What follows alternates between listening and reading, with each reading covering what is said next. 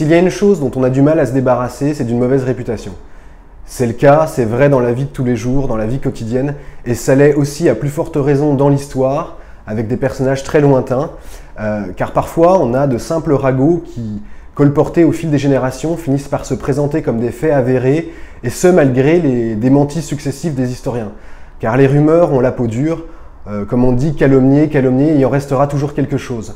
Et c'est si vrai qu'on a certains personnages qui sont devenus indissociables de certains poncifs, par exemple Néron, incendiaire de Rome, qui regarde la ville en flammes avec sa lyre. On pense aussi à Lucrèce Borgia, incestueuse et empoisonneuse, ou même Marie-Antoinette et sa brioche. Donc souvent ces poncifs ne reposent sur pas grand-chose, puisque c'est parfois la volonté des vainqueurs qui, comme chacun sait, ce sont eux qui écrivent l'histoire, ont beau jeu de charger, de noircir le tableau, pour une raison très simple, c'est que plus le vaincu est diabolisé, plus le vainqueur en quelque sorte est légitimé.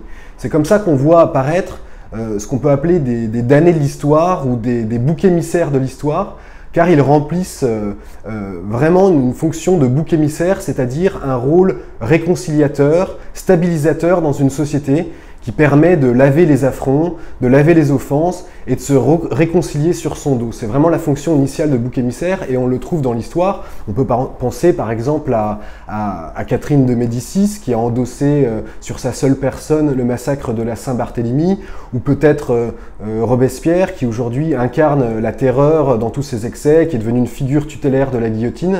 Et ça permet justement de préserver l'héritage de la Révolution. On a une brebis galeuse et ce qui permet de sauver le reste du troupeau. C'est ainsi que se forme une légende noire au fil des générations.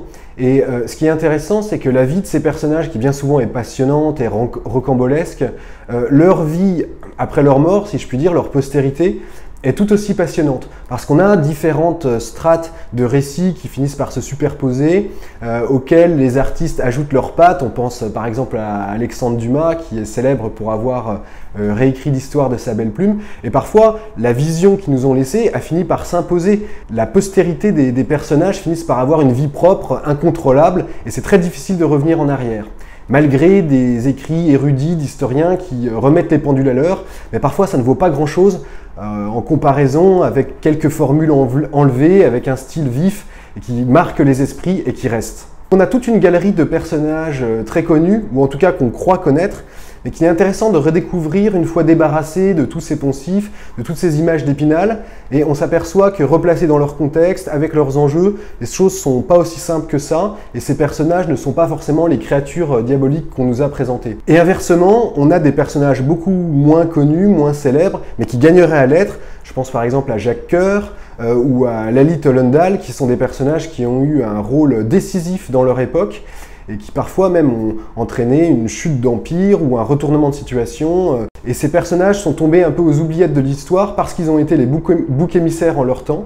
Mais il est intéressant justement de les tirer de cet oubli et de refaire leur procès. La vérité sur ces personnages, si tant est qu'on puisse parler de vérité en histoire, est souvent très nuancée. Il ne s'agit pas de passer du tout au tout, de faire de ces personnages des saints, de les glorifier, de passer de la légende dorée à la légende noire. Ça serait un travers tout aussi excessif que celui qui a consisté à les diaboliser.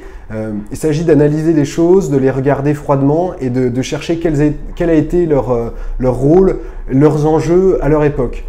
En revanche, ce qui est certain, c'est que ces personnages nous éclaire peut-être plus sur nous-mêmes, sur notre vision de l'histoire, notre vision du bien et de la justice, et peut-être aussi plus subtilement sur notre fascination pour le mal.